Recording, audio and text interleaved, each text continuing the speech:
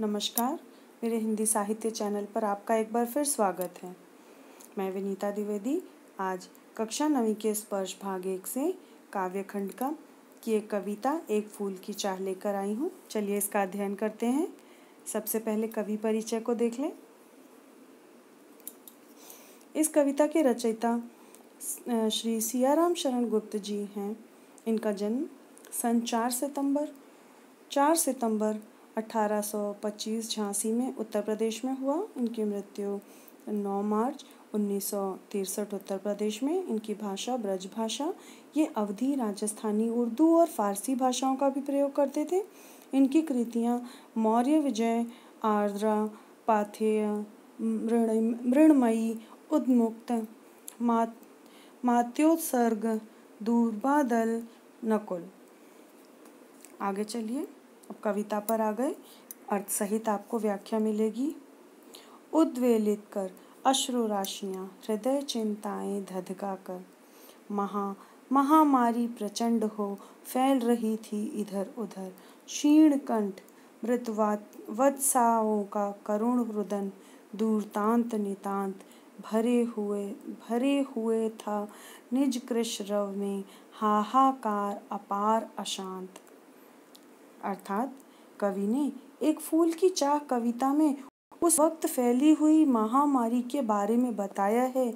इस महामारी की चपेट में ना जाने कितने मासूम बच्चे आ चुके थे। इन माताओं ने अपने बच्चों को इस महामारी के कारण खोया था। उनके अश्रु रुक ही नहीं रहे थे।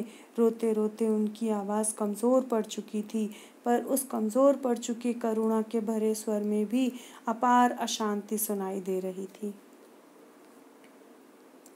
बहुत रोका था सुखिया को, न जा खेलने को बाहर, नहीं खेलना रुकता उसका, नहीं ठहरती वह पल भर। मेरा हृदय कांप उठता था, बाहर गई निहार उसे, यही मानता था कि बचा लूं किसी भांति इस बार उसे। इन पंक्तियों में देखें। प्रस्तुत पंक्ति में एक पिता द्वारा अपनी पुत्री को इस महामारी से बचाने के लिए किए जा रहे प्रयासों का वर्णन है। पिता अपनी पुत्री को महामारी से बचाने के लिए हर बार बाहर खेलने जाने से रोकता था, पर पिता के हर बार मना करने पर भी पुत्री सुखिया बाहर खेलने चली जाती थी। जब भी पिता सुखिया को बाहर खेलते हुए देखता था तो डर से उसका हृदय कांप उठता था। वह सोचता था कि किसी भी तरह वह इस बार अपनी पुत्री को इस महामारी से बचा ले। भीतर जो डर छिपाए हाय वही बाहर आया। एक दिवस सुखिया के तन को तप्त मैंने पाया। ज्वर में विहल हो उठी वह, क्या जानूं किस डर से डर। मुझको देवी के प्रसाद का एक फूल ही दे दो लाकर। भावार्थ देखें। इन पंक्तियों में कवि बता रहे हैं कि आखिरकार पिता को जिस बात का डर था वही हुआ। सुखिया एक दिन बुखार से बुरी तरह तड़प रही थी। उसका शरीर आग की तरह जल रहा था। इस बुखार से विचलित होकर सुखिया बोल रही थी कि वह किस बात से डरे और किस बात से नहीं। उसे कुछ समझ नहीं आ रहा था। बुखार से तड़पते हुए स्वर में वह अपने पिता से देवी माँ के प्रसाद का एक फूल उसे लाकर देने के लिए कहती है। क्रमशः कंठ क्षीण हो आया, शिथिल हुए अवयव सारे। बैठा था नव नव उपाय की चिंता में मैं मन मारे। जान सका न भ्रात सजग से हुई अलस, कब दोपहरी स्वर्ण घनों में कब रवि डूबा, कब आई संध्या गहरी। पंक्तियों का अर्थ देख लें। तेज बुखार के कारण सुखिया का गला सूख गया था। उसमें कुछ बोलने की शक्ति नहीं बची थी। उसके सारे अंग ढीले पड़ चुके थे। वहीं दूसरी ओर सुखिया के पिता ने तरह तरह के उपाय करके देख लिए थे, लेकिन कोई भी काम नहीं आया था। इसी वजह से वह गहरी चिंता में मन मार के बैठा था। वह बेचैनी में हर पल यही सोचता कि कहीं से भी ढूंढ के अपनी बेटी का इलाज ले आए। इसी चिंता में कब सुबह से दोपहर हुई और कब दोपहर खत्म हुई और निराशाजनक शाम आई, उसे पता ही नहीं चला। सभी ओर दिखलाई दी बस अंधकार की ही छाया। छोटी सी बच्ची को ग्रसने कितना बड़ा तिमिर आया। ऊपर विस्तृत महाकाश में जलते से अंगारों से झुलसी सी जाती थी आंखें जगमग जगते तारों से। इन पंक्तियों का अर्थ देखें। इन पंक्तियों में कवि बता रहे हैं कि ऐसे निराशाजनक माहौल में अंधकार भी मानो डसने चला आ रहा है। पिता को ऐसा प्रतीत हो रहा था कि इतनी छोटी सी बच्ची के लिए पूरा अंधकार ही दैत्य बनकर चला आया है। पिता इस बात से हताश हो चुका है कि वह अपनी बेटी को बचाने के लिए कुछ भी नहीं कर रहा है। इसी निराशा में संध्या के समय आकाश में जगमगाते तारे भी पिता को अंगारे की तरह लग रहे हैं, जिससे उनकी आंखें झुलस सी गईं। झुलसना यानी जलना। देख रहा था जो सुस्थिर हो, नहीं बैठती थी क्षण भर। हाय वही चुपचाप पड़ी थी, अटल शांति सी धारण कर। सुनना वही चाहता था मैं उसे स्वयं ही उकसाकर। मुझको देवी के प्रसाद का एक फूल ही दो लाकर। पिता को यह देखकर बहुत कष्ट हुआ कि उसकी बेटी, जो एक पल के लिए भी कभी शांति से नहीं बैठती थी और हमेशा उछल कूद मचाती रहती थी, आज चुपचाप बिना किसी हरकत के लेटी हुई है। जो यहाँ से वहाँ शोर मचाकर मानो पूरे घर में जान फूंक देती थी, लेकिन अब उसके चुपचाप हो जाने से पूरे घर की ऊर्जा समाप्त हो गई है। पिता उसे बार बार उकसाकर यही सुनाना चाह रहा है कि उसे देवी के प्रसाद का एक फूल चाहिए। ऊंचे शैल शिखर के ऊपर मंदिर था विस्तीर्ण विशाल। स्वर्ण कलश सरसिज विहसित थे पाकर समुदित रविकर जाल। दीप धूप से आमोदित था मंदिर का आंगन सारा। गूंज रही थी भीतर बाहर मुखरित उत्सव की धारा। अर्थात इन पंक्तियों का अर्थ देखें। दूर किसी पहाड़ी की चोटी पर एक भव्य मंदिर था, जिसके आंगन में खिले कमल के फूल सूर्य की किरणों में ऐसे प्रतीत हो रहे थे मानो सोने के कलश हों। मंदिर पूरी तरह से दीपकों से सजा हुआ था और धूप से महक रहा था। मंदिर में चारों ओर मंत्र एवं घंटियों की आवाज गूंज रही थी। ऐसा प्रतीत हो रहा था मानो मंदिर में कोई उत्सव चल रहा हो। भक्त वृंद मृदु मधुर कंठ से गाते थे सब भक्ति मृदुमय। पतित तारिणी पाप हारिणी माता तेरी जय जय जय। पतित तारिणी तेरी जय जय मेरे मुख से भी निकला, बिना बढ़े ही मैं आगे को जाने किस बल से ढिकला। अर्थात भक्तों का एक बड़ा समूह पूरी श्रद्धा एवं भक्ति के साथ देवी माँ का जाप कर रहा था। सभी एक साथ एक स्वर में बोल रहे थे, पतित तारिणी पाप हारिणी माता तेरी जय जय जय। यह सुनकर ना जाने उस अभागे पिता के अंदर भी कहाँ से ऊर्जा आ गई, ऊर्जा अर्थात शक्ति, और उसके मुख से भी निकल पड़ा पतित तारिणी तेरी जय जय। वह बिना किसी प्रयास के अपने आप ही मंदिर के अंदर चला गया, मानो उसे किसी शक्ति ने मंदिर के अंदर धकेल दिया हो। मेरे दीप फूल लेकर वे अम्बा को अर्पित करके, दिया पुजारी ने प्रसाद जब, आगे को अंजलि भर के, भूल गया उसका लेना झट। परम लाभ सा पाकर मैं सोचा बेटी को माँ के ये पुण्य पुष्प दूं जाकर मैं। इन पंक्तियों के भावार्थ देखें। इन पंक्तियों में कवि बता रहे हैं कि मंदिर में प्रवेश करने पर पिता पुजारी के पास जाकर अपने हाथों से पुष्प और दीप पुजारी को देते हैं। पुजारी उसे लेकर देवी माँ के चरणों में अर्पित करता है। पुजारी अपने हाथों से देवी माँ के प्रसाद को लेकर उसे देने के लिए हाथ आगे करता है। पिता इस आनंद में प्रसाद लेना भूल जाता है कि वह भी अपनी पुत्री को देवी माँ के प्रसाद का फूल दे पाएगा। सिंह और पौर तक भी आंगन से नहीं पहुँचने मैं पाया। सहसा यह सुन पड़ा कि कैसे यह अछूत भीतर आया। पकड़ो देखो भाग न जाए, बना धूर्त यह है कैसा, साफ स्वच्छ परिधान किए है भले मानुषों के जैसा।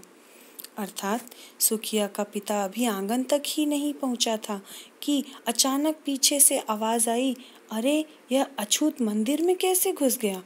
पकड़ो इसे, कहीं भाग न जाए। किसी तरह इसने मंदिर में घुसकर चालाकी की है। देखो कैसे साफ सुथरे कपड़े पहनकर हमारी नकल कर रहा है। पकड़ो इस धूर्त को, कहीं भाग न जाए। पापी ने मंदिर में घुसकर किया अनर्थ बड़ा भारी, कलुषित कर दी मंदिर की चिरकालिक सुचिता सारी। ए क्या मेरा कलुष बड़ा, देवी की गरिमा से भी, किसी बात में मैं आगे माँ की महिमा के भी। इन पंक्तियों का अर्थ जाने। फिर भीड़ से आवाज आई कि इस पापी ने मंदिर में घुसकर बड़ा अनर्थ कर दिया है। मंदिर की सालों साल की गरिमा पवित्रता को इसने नष्ट कर दिया है। ये सब मिलकर चिल्लाने लग जाते हैं कि इस पापी ने मंदिर में घुसकर मंदिर को दूषित कर दिया है। सब सुखिया का पिता यह सोचने पर विवश हो जाता है कि क्या मेरा अछूतपन देवी की महिमा से भी बड़ा है? क्या मेरे इस अछूतपन में देवी माँ से भी ज्यादा शक्ति है? जिसने देवी माँ के रहते हुए भी इस पूरे मंदिर को अशुद्ध कर दिया। वह अपनी अछूतपन पर सोच रहा था। माँ के भक्त हुए तुम कैसे, करके यह विचार खोटा, माँ के सम्मुख भी माँ का तुम गौरव करते हो छोटा। कुछ न सुना भक्तों ने झट से मुझे घेर कर पकड़ लिया, मार मार कर मुक्के घूसे थम से नीचे गिरा दिया। इन पंक्तियों का भावार्थ देखिए। सुखिया के पिता ने भीड़ से कहा कि तुम माँ के कैसे भक्त हो, जो खुद माँ के गौरव को मेरी तुलना में छोटा कर दे रहे हो। अरे माँ के सामने तो छूत अछूत सभी एक समान है। परंतु सुखिया के पिता की इन बातों को किसी ने सुना ही नहीं। भीड़ ने उसे पकड़कर खूब मारा, फिर मारते हुए उसे जमीन पर गिरा दिया। मेरे हाथ से प्रसाद भी बिखर गया, हा सबका सब। हाय अभागी बेटी, तुझ तक कैसे पहुँच सके यह अब। न्यायालय ले गए मुझे वे, 7 दिवस का दंड विधान। मुझको हुआ था मुझसे देवी का महान अपमान। इन पंक्तियों का भावार्थ देखिए। भीड़ के इस तरह सुखिया के पिता को पकड़ के मारने के कारण उसके हाथों से प्रसाद भी गिर गया, जिससे देवी माँ के चरणों में चढ़ाया हुआ फूल भी था। सुखिया के पिता मार खाते हुए, दर्द सहते हुए भी सिर्फ यही सोच रहे थे कि अब ये देवी माँ के प्रसाद का फूल उसकी बेटी सुखिया तक कैसे पहुँचेगा। भीड़ तो उसे पकड़कर न्यायालय ले गई, जहाँ पर उसे देवी माँ के अपमान जैसे भीषण अपराध के लिए 7 दिन का कारावास का दंड मिला। मैंने स्वीकृत किया दंड, वह शीश झुकाकर चुप ही रहे। उस असीम अभियोग दोष का क्या उत्तर देता क्या कह। 7 रोज ही रहा जेल में, या कि वहाँ सदियाँ बीती। अविश्रांत बरसा करके भी आंखें तनिक नहीं रीती। इन पंक्तियों का भावार्थ देखिए। सुखिया के पिता ने चुपचाप दंड को स्वीकार कर लिया। उसके पास कहने के लिए कुछ भी नहीं था। उसे पूरे 7 दिन जेल में बिताने पड़े, जो उसे 7 सदियों के बराबर प्रतीत हो रहे थे। पुत्री ने वियोग में सदैव बहते हुए आंसू भी रुक नहीं पा रहे थे। वह हर पल अपनी प्यारी पुत्री को याद करके रोता ही रहता था। दंड भोग कर जब मैं छूटा, पैर न उठते थे घर को, पीछे ठेल रहा था कोई, भय जर्जर तन पंजर को। पहले की सी लेने मुझको नहीं दौड़ कर आई वह, उलझी हुई खेल में ही हाँ अब की दी न दिखाई वह। इन पंक्तियों का अर्थ देखें। जेल से छूटकर वह भय के कारण घर नहीं जा पा रहा था। ऐसा प्रतीत हो रहा था कि उसके शरीर के अस्थि पंजर को मानो कोई उसके घर की ओर धकेल रहा है। जब वह घर पहुंचा तो पहले की तरह उसकी बेटी दौड़कर उसे लेने नहीं आई, और ना ही वह खेलती हुई बाहर भी कहीं दिखाई दी। उसे देखने मरघट को ही गया दौड़ता हुआ वहाँ। मेरे परिचित बंधु प्रथम ही फूंक चुके थे उसे जहाँ। बुझी पड़ी थी चिता वहाँ पर, छाती धधक उठी मेरी। हाय फूल सी कोमल बच्ची, हुई राख की थी ढेर। इन पंक्तियों का अर्थ देखें। जब वह घर पर अपनी बेटी को ही नहीं देख पाया तो वह अपनी बेटी को देखने के लिए शमशान की ओर दौड़ पड़ा। परंतु जब वह शमशान पहुंचा तो उसके परिचित बंधु बांधव आदि संबंधी पहले ही उसकी पुत्री का अंतिम संस्कार कर चुके थे। अब तो उसकी चिता भी बुझ चुकी थी। यह देखकर सुखिया के पिता की छाती धधक उठी, सीने में दर्द हुआ। उसकी फूलों की तरह कोमल सी बच्ची आज राख का ढेर बन चुकी थी। अंतिम बार गोद में बैठी, तुझको ले न सका मैं हा। एक फूल माँ का प्रसाद भी तुझको दे न सका मैं हा। इन पंक्तियों का अर्थ देखें।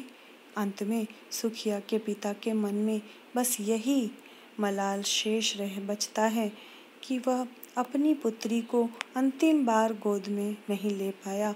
वह इतना अभागा पिता है कि अपनी बेटी की अंतिम इच्छा के रूप में माँ के प्रसाद का एक फूल भी उसे लाकर नहीं दे पाया।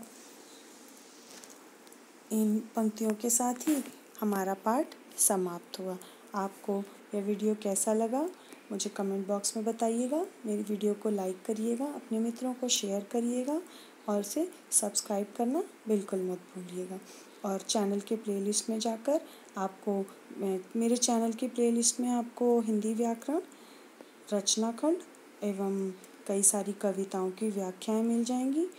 यदि आपके काम की कोई हो तो मुझे बहुत खुशी होगी। और यदि आप और कुछ चाहते हैं तो मुझे अवश्य कमेंट बॉक्स में लिखिएगा। मैं उसकी भी वीडियो बनाकर प्लेलिस्ट में ऐड कर दूँगी। धन्यवाद।